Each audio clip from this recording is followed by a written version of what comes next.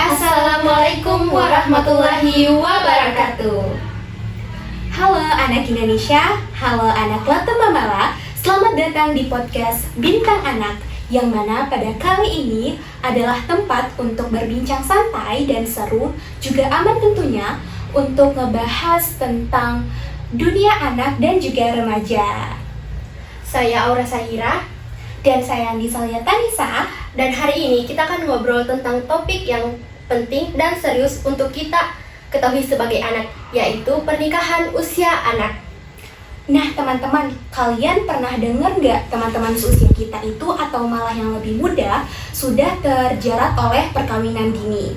Nah, bagaimana respon kalian terhadap peristiwa hal ini? Mungkin teman-teman kaget, bingung, dan juga sedih. Nah, oleh karena itu, hari ini kita akan bahas tuntas kenapa pernikahan usia anak itu harus dicegah dan apa yang kita bisa lakukan. Dan yang spesial pada hari ini yaitu kita kedatangan narasumber istimewa yaitu Bunda Ani Sulfriani Husnar, SPSI, MPSI, psikolog. Selamat datang Bunda.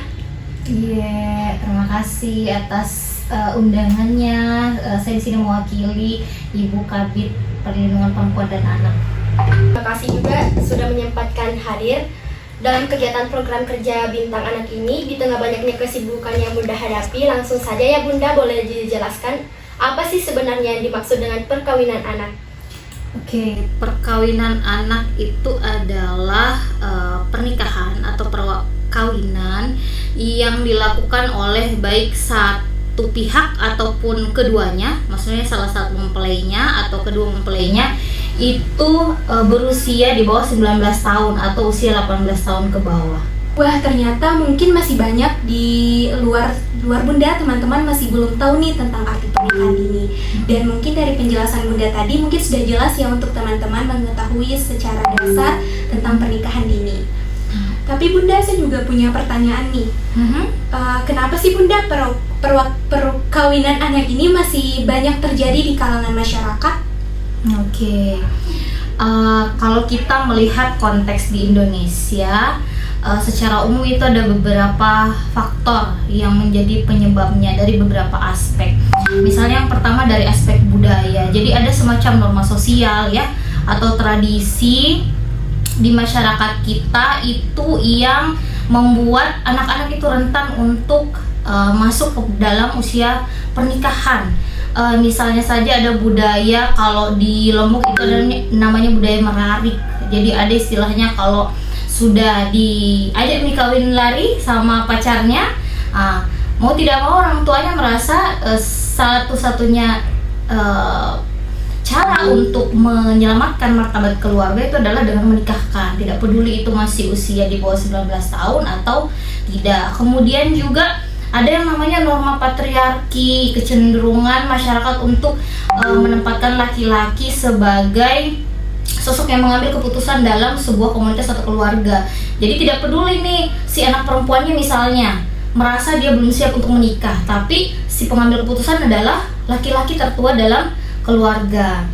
Jadi mau tidak mau anak merasa mungkin tanda kutip terintimidasi, mau tidak mau terlibat dalam pernikahan. Kemudian juga ada tekanan komunitas, misalnya kalau di Sopeng itu kebanyakan karena orang tua itu melihat anaknya ini sudah sering keluar sama pacarnya, ngedate di luar ya, malam berduaan. Jadi daripada malu dibicarakan atau digosipkan sama tetangga itu anaknya sudah tidak perawan nih kapan karena selalu keluar malam berdua sama pacarnya, daripada malu dengan tekanan masyarakat atau normanya seperti itu, akhirnya anaknya lebih baik dinikahkan daripada mungkin nanti misalnya dia hamil di luar nikah, merasa orang tuanya lebih aib lagi. Kemudian dari segi faktor ekonomi juga salah satu yang faktor yang paling mempengaruhi atau menjadi penyebab tertinggi kenapa perkawinan anak itu tinggi di Indonesia, termasuk juga di Kabupaten Sopeng, yaitu adalah kemiskinan. Jadi kecenderungannya orang tua menggunakan perkawinan itu sebagai tanda kutip jalan keluar ketika mereka berada dalam kondisi kemiskinan. Misalnya anak perempuan ya, di dalam keluarga ada anak perempuan, kalau misalnya anak perempuannya menikah, berkuranglah satu orang untuk diberi nafkah gitu. Sependek itu. Kemudian berpikir itu karena faktor ekonomi juga. Jadi seperti mengalihkan tanggung jawab untuk menafkahi anak itu kepada suaminya. Tidak peduli bahwa ini anak mungkin ya namanya anak ya, tentu belum matang secara psikis untuk menikah. Kemudian dari sisi faktor pendidikan juga, banyak yang menikah karena dia putus sekolah, gabut, orang tuanya pusing juga daripada anaknya tinggal di rumah, tidak mengerjakan apa-apa, tidak produktif. Ada laki-laki yang melamar misalnya, ya sudah dinikahkan saja. Kemudian juga dari faktor hukum, ya memang sih sudah ada Undang-Undang Nomor 16 Tahun 2019 yang menyatakan, jadi ambang umurnya itu dinaikkan. Dulu itu umur 16 tahun perempuan itu sudah boleh menikah. Sekarang itu minimal 19 tahun baik perempuan maupun laki-laki.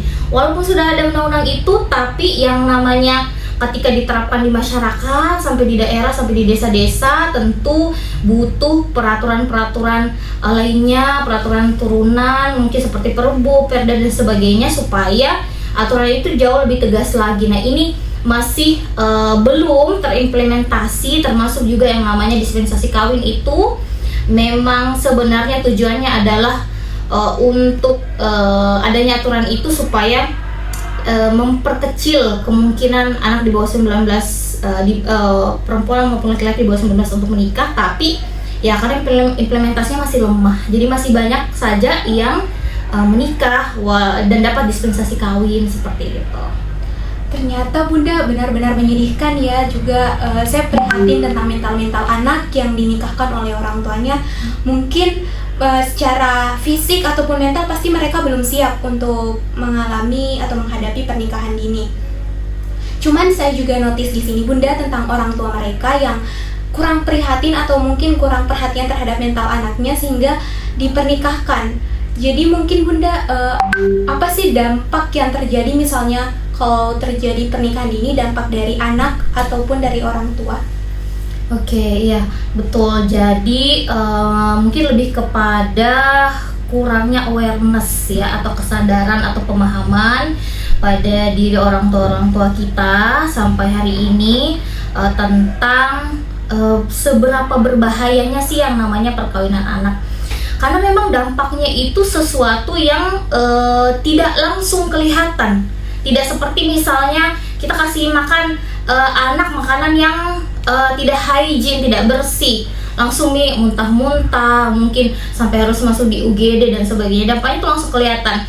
Sedangkan memang perkawinan usia anak ini tidak langsung kelihatan, tapi dampaknya itu jangka panjang dan bisa mempengaruhi generasi setelahnya. Nah, seperti apa dampaknya? Pertama, misalnya kemiskinan yang berkelanjutan. Memang secara jangka pendek kita melihat menikahkan anaknya supaya tanggung jawab untuk nafkah itu bisa pindah ke orang lain.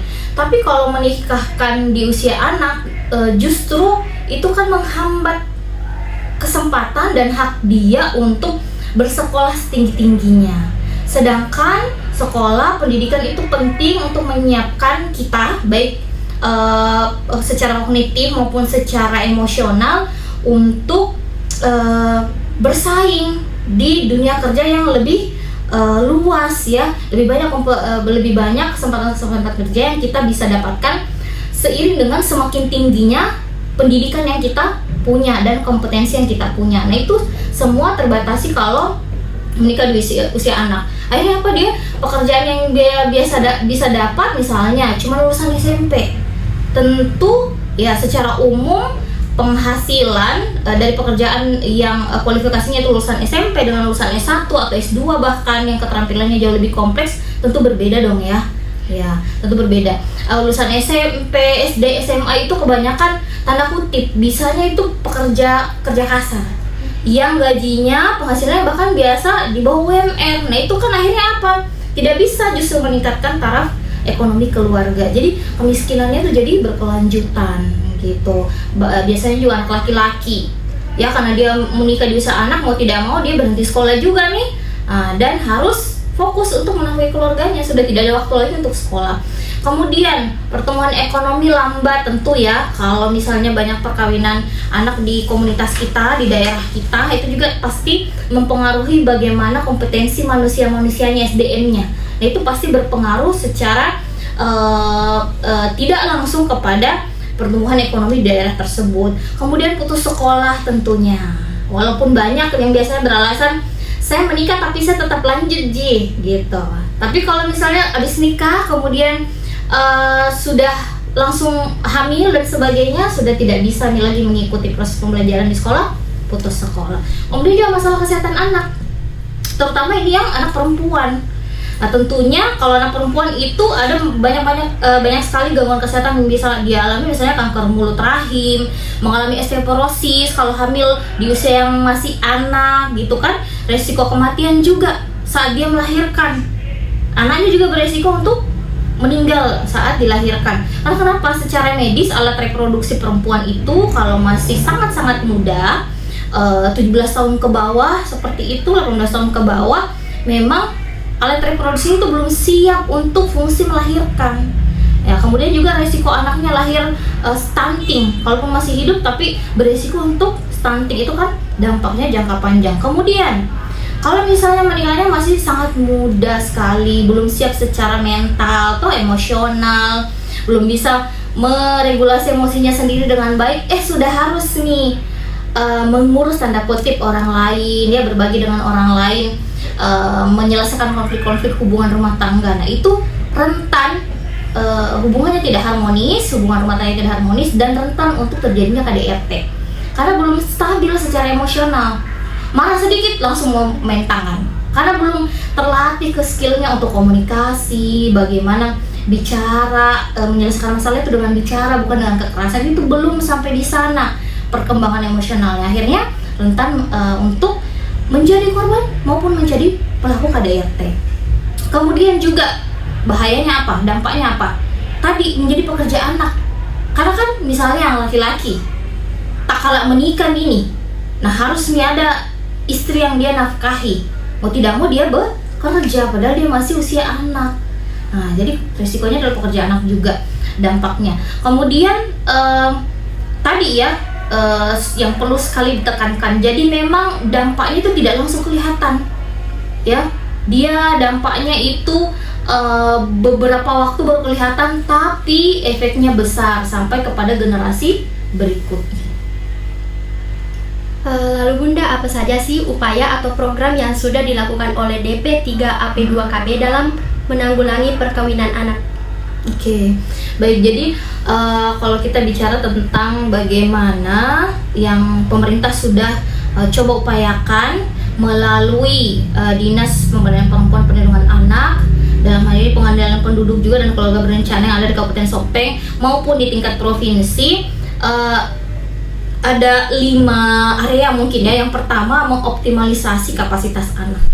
Jadi memang kita melihat garda terdepannya sebenarnya itu ada di anak itu sendiri ya. Bagaimana memberdayakan anak ya, mengembangkan partisipasi anak. Salah satunya melalui kita ini di Forum Anak Leto Mamala ya.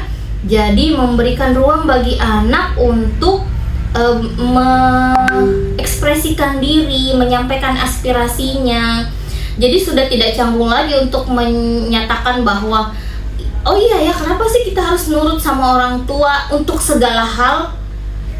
Padahal tidak semua itu sebenarnya sesuai dengan kepentingan terbaik kita. Contoh perkawinan anak.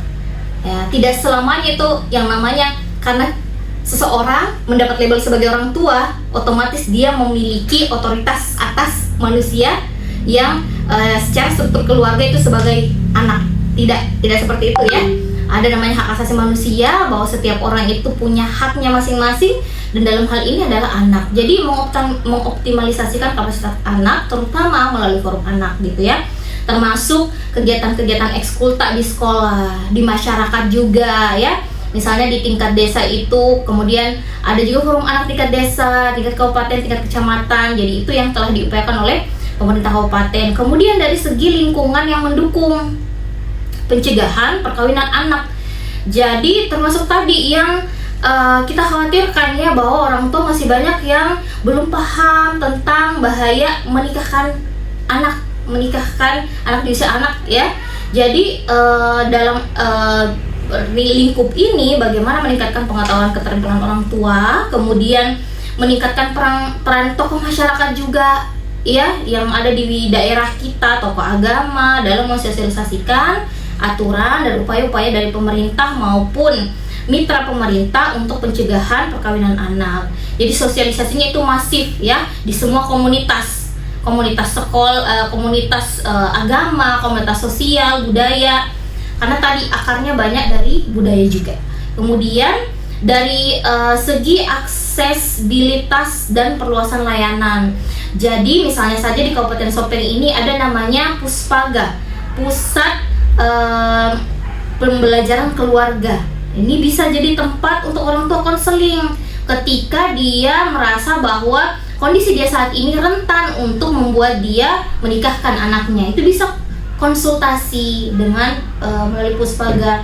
Kemudian juga sudah ada SOP yang dibuat terkait bagaimana pencegahan dan penanganan ketika kita melihat ada nih satu anak yang dia sepertinya secara paksa ya dinikahkan oleh orang tuanya. Bagaimana penanganan kita ya gitu. Kemudian dari segi penguatan regulasi dan kelembagaan juga sudah banyak aturan-aturan yang dibuat oleh pemerintah untuk apa? Untuk betul-betul bagaimana supaya pencegahan ini bukan cuma di tingkat provinsi saja atau secara umum di Indonesia saja, tapi sampai di tingkat desa. Dan itu diperkuat lagi dalam penguatan koordinasi pemangku kepentingan.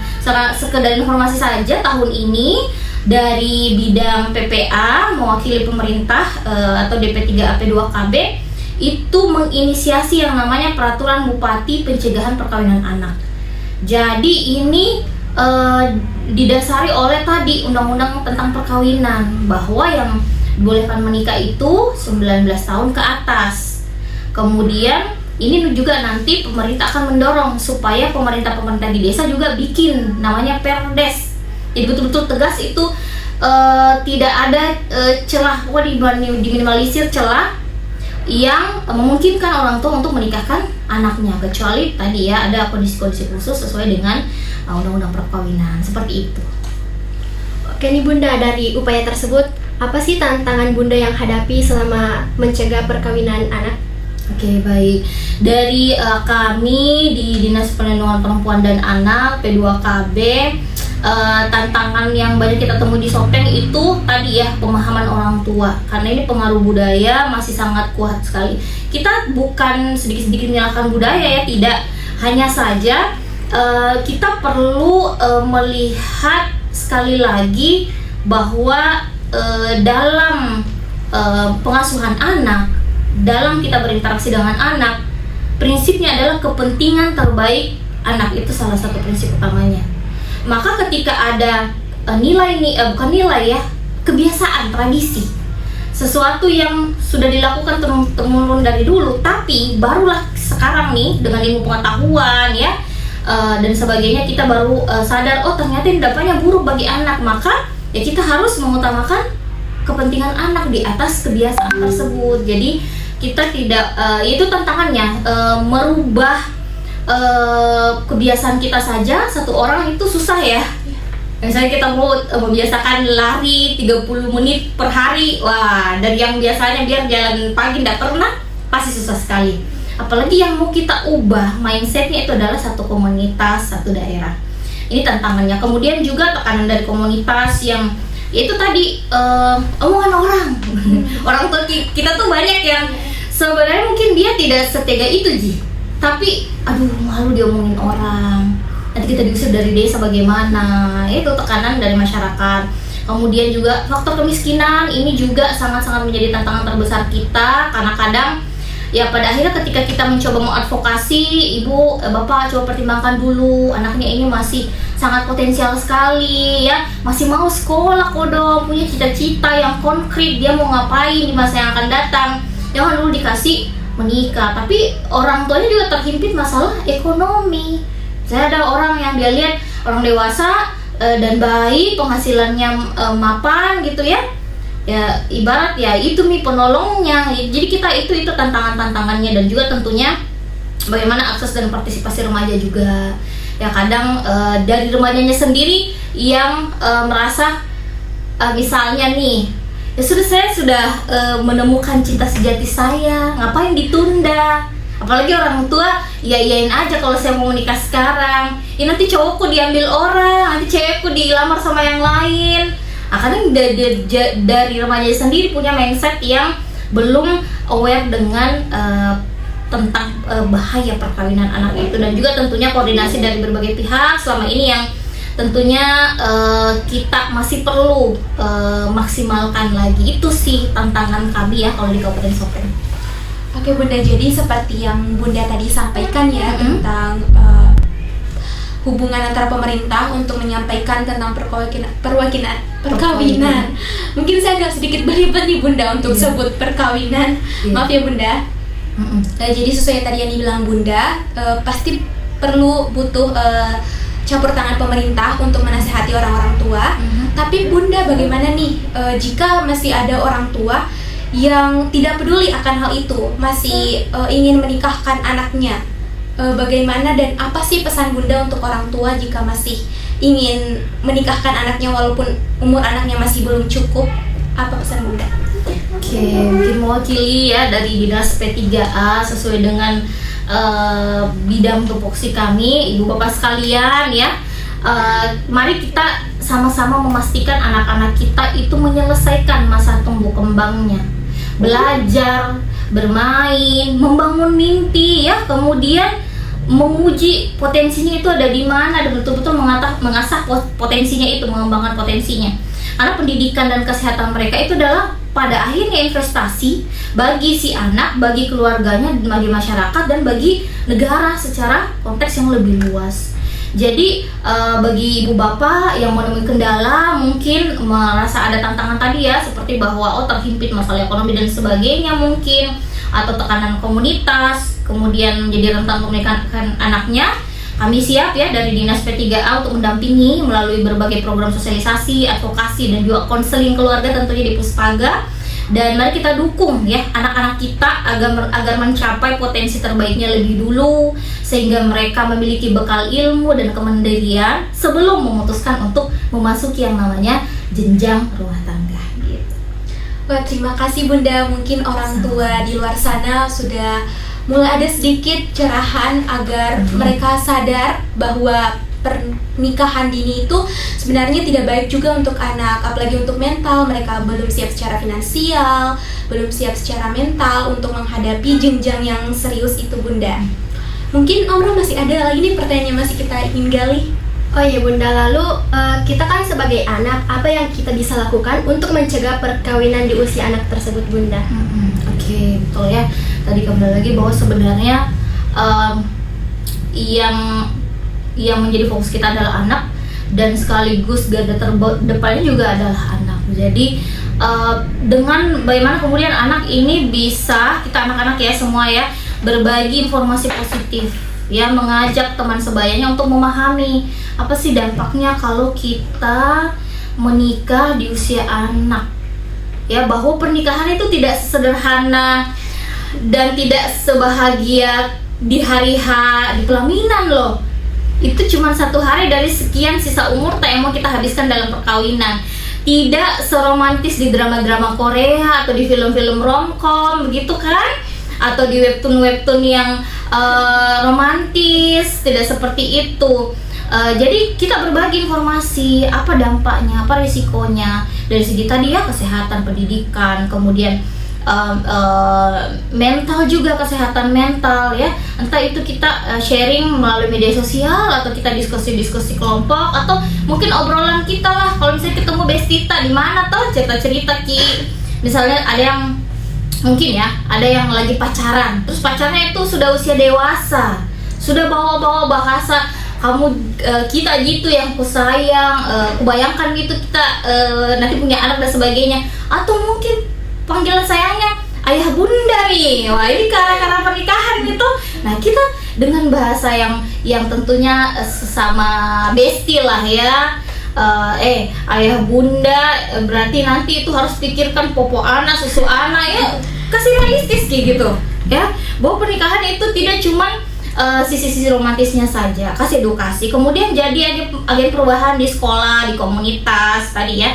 Dengan adanya forum anak ini, kita bikin podcast, kita bikin kegiatan kampanye, kita bikin flyer yang kita bagi di media sosial, mengkampanyekan pentingnya menyelesaikan pendidikan dulu, baru kita memikirkan tentang pernikahan. Kemudian dukung kita mantap kalau ada teman yang mungkin terancam tanda kutip ya, ada tekanan dari keluarga, dari orang tua untuk menikah di usia anak. Dukung dengan cara apa? Kita coba minta bantuan orang guru ya, misalnya PATBM, ada namanya perlindungan anak tanpa berbasis masyarakat, ada di tingkat kecamatan dan desa, kelurahan, atau mungkin dari dinas P3A untuk membantu mengedukasi nih orang tuanya. Ada temanku kodong ada nih katanya orang melamar jadi tidak mau bedeng, mau dinikahkan, padahal temanku itu rencana mau lanjut di HI-nya Unhas, lagi mana dong gitu kan misalnya. Nah itu dibantu temannya, misalnya Bu mungkin bisa bicara sama ini atau ya dinas terkait lah ya, untuk membantu mengedukasi orang tuanya. Kemudian ini kita mungkin sudah kenal ya kalau anak forum anak 2P. Iya. Apa itu? Pelopor dan pelapor. Iya betul. Jadi kalau ada kita lihat, mungkin bukan teman dekat ya, tapi kita tahu kita tetangga, atau kita tahu dari sosial media, atau kita tahu dari cerita temennya ya, bahwa ada satu orang yang beresiko begitu mau dinikahkan ya, sampai berpikir nih bilang mau kabur panik deh dari rumah. Nah itu jangan ragu untuk melapor. Ya ada namanya UPT Perlindungan Perempuan dan Anak, ada Puspaga ya, ada guru di sekolah ya yang bisa kita minta tolongi. Kemudian yang terakhir, kembangkan diri lewat kegiatan positif. Mumpung masih muda, masih fresh otaknya, badannya juga masih segar, pelajari skill-skill yang banyak gitu ya, terutama life skill, misalnya kemampuan komunikasi, public speaking, problem solving, negosiasi, mungkin ya resolusi konflik dan sebagainya. Manfaatkan gitu waktu tak untuk betul-betul punya skill yang banyak ya, belajar bahasa ya, kemudian mungkin belajar kewirausahaan dan sebagainya, sehingga apa, kita lebih produktif dan tidak melihat bahwa satu-satunya hal yang indah dan menyenangkan di dunia ini adalah punya pangeran gitu ya, untuk cewek-cewek, atau yang untuk yang cowok-cowok mungkin punya ratu ya, punya soulmate. Di dunia ini ada banyak sekali hal yang menyenangkan, tidak terbatas hanya pada punya pasangan dan menghabiskan waktu bersama pasangan. Jadi perbanyak hal positif, belajar life skill, bahasa, kewirausahaan dan sebagainya, perbanyak skill tak sebelum kita berpikir mempertimbangkan nanti saya mau menikah, seperti itu. Wah, terima kasih banyak Bunda. Jadi saya dan teman saya mungkin sudah lebih tahu nih tentang pernikahan dini ini, dan semoga teman-teman yang nonton dan orang tua bisa tercerahkan dari podcast ini, terutama dari pesan-pesan Bunda tadi. Betul-betul sangat membuka pikiran kita bahwa pernikahan dini itu sebenarnya masih belum cocok dan layak untuk anak yang sebelum usia 19 tahun ya tadi Bunda. Betul. Oke, jadi bagaimana, adakah pesan dari Aura? Mungkin tidak. Oke, jadi mungkin Bunda dari pertanyaan yang tadi Aura ini mungkin sekaligus pertanyaan terakhir. Oke. Dan terima kasih banyak Bunda atas waktunya, atas pesan-pesan yang disampaikan di podcast ini untuk teman-teman dari orang tua di sana. Dari Aura? Mungkin semoga di Indonesia ataupun di Kabupaten Sopeng sudah berkurang atau tidak ada lagi pernikahan pada usia anak. Oke, amin. Nah, teman-teman, dari pertanyaan tersebut tadi, maka mungkin berakhir juga lah podcast Bintang Anak kita pada hari ini. Terima kasih kepada Bunda, terima kasih kepada teman-teman yang sudah menonton. Mungkin Aura, kita punya slogan nih. Ya. Oke, 3, 2, 1. Tetap, yang mana dulu nih? Yang mana dulu? Yang tetaplah semangat. Oke, 3, 2, 1. Tetaplah semangat, tetaplah bersuara, dan tetaplah jadi bintang untuk anak-anak di seluruh Indonesia. Dan anak bukan untuk dinikahkan, tapi untuk dibahagiakan dan diberdayakan. Kalian berhak atas masa depan yang cerah. Baik, saya Nisalia Tanisa, Saya Alma Sahira. pamit undur diri. Terima kasih dan wassalamualaikum warahmatullahi wabarakatuh.